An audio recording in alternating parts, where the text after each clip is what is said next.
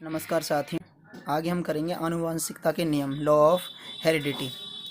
आनुवंशिकता की क्रियाविधि का वर्णन करने के लिए जोहान ग्रीगर मेंडल ने महत्वपूर्ण कार्य किया था। उन्होंने विभिन्न तरह के मटरों को संकरित क्रॉसिंग कर आनुवंशिकता के आधारभूत नियमों का प्रतिपादन किया था। साथियों, वीडियो को लाइक ज़रूर कर लें, बहुत इम्पोर्टेंट पार्ट है ये।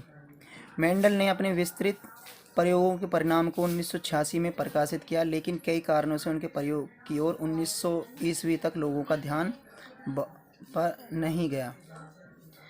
उसके बाद 1900 ईस्वी में 3 शोधकर्ता नीदरलैंड, ऑस्ट्रेलिया तथा जर्मनी में स्वतंत्र रूप से प्रयोग कर उसी परिणाम पर पहुँचे जिस पर मेंडल ने 34 साल पहले पहुंच चुके थे।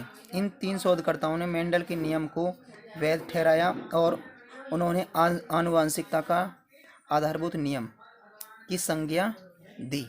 मेंडल की इस आनुवंशिकता में 2 नियम सम्मिलित हैं: पृथक्करण का सिद्धांत, प्रिंसिपल ऑफ सेग्रेगेशन, स्वतंत्र छँटाई का सिद्धांत, principle of independent assortment. Number 1 है पृथक्करण का सिद्धांत, प्रिंसिपल ऑफ सेग्रेगेशन। ये बताता है कि जो गुण पहली संकर पीढ़ी में दबा रहता है या छिपा रहता है वे समाप्त नहीं हो जाते, बल्कि बाद की संकर पीढ़ी के कुछ सदस्यों में दिखाई देते हैं। उसके बाद है पृथक्करण के सिद्धांत में उनका कहना था कि दबे हुए गुण अन्य गुणों के साथ मिलकर अपना अस्तित्व नहीं खो देते हैं, बल्कि एक पीढ़ी से दूसरी पीढ़ी, फिर दूसरी पीढ़ी से तीसरी पीढ़ी तक अपने मूल रूप में अलग अस्तित्व सेग्रेगेशन एक्सिस्टेंस बनाए रखते हैं।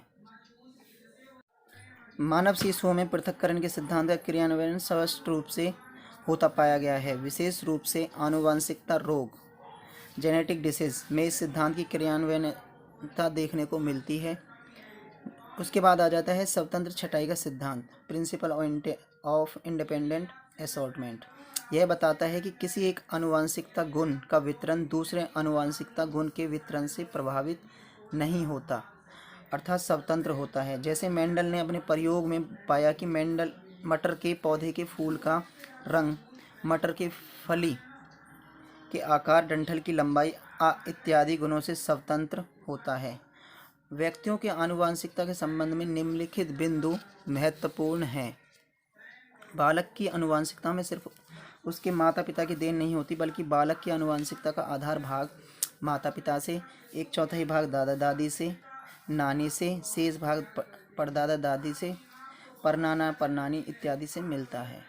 अर्थात एक शिशु पूर्णतः अपने माता पिता पर ही निर्भर नहीं रहता, अपने पूर्वजों के गुणों को अपने में कुछ हद तक सम्मिलित किए रहता है।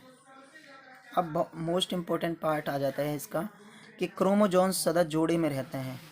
क्रोमोजोन्स में जीन भी जोड़े में होते हैं। इन्हीं जीन के आधार पर शिशुओं के गुणों का निर्धारण होता है। किसी भी नवजात शिशु को 23 क्रोमोजोन्स माता से, 23 क्रोमोजोन्स पिता से मिलते हैं। इस तरह के कुल 46 क्रोमोजोन्स बालक या नवजात शिशु में होते हैं। इनमें 22 जोड़े यानी 44 क्रोमोजोन्स बालक या बालिका में आकार और विस्तार में समान होते हैं। इन्हें ऑटोजोम्स कहा जाता है। 23वां जोड़ा यौन क्रोमोजोन्स होता है, जो बालिका में समान अर्थात XX होता है, परंतु बालक में भिन्न अर्थात XY होता है। Y क्रोमोजोन्स XY क्रोमोजोन्स की अपेक्षा छोटा होता है और इसमें X क्रोमोजोन्स की तुलना में कम जीन होते हैं। मानव में शिशुओं के यौन का निर्धारण पिता द्वारा होता है, न कि माता द्वारा होता है। आनुवंशिकता और वातावरण की अंतःक्रिया का परिणाम है। व्यक्तित्व एवं बुद्धि में वंशानुक्रम की महत्वपूर्ण भूमिका है। सुजनन शास्त्र का पिता फ्रांसीसी गॉल्टन को कहा जाता है। उन्होंने 1883 ईस्वी में सुजननिकी शब्द का पहली बार प्रयोग किया। सुजन शास्त्र में मानव के आनुवंशिक गुणों में सुधार से संबंधित अध्ययन किया जाता है। डाउन सिंड्रोम एक आनुवंशिक या क्रोमोजोन्स जनित विकार है, जो शरीर में क्रोमोजोन्स का एक अतिरिक्त जोड़ा बनाए जाने से होता है, जिससे शिशु के शरीर में क्रोमोसोम की संख्या बढ़कर 47 हो जाती है, जिसके फलस्वरूप शारीरिक विकास और मस्तिष्क विकास की गति अवरुद्ध हो जाती है। Thank you everyone. वीडियो अच्छी लगे तो चैनल को सब्सक्राइब कर लें।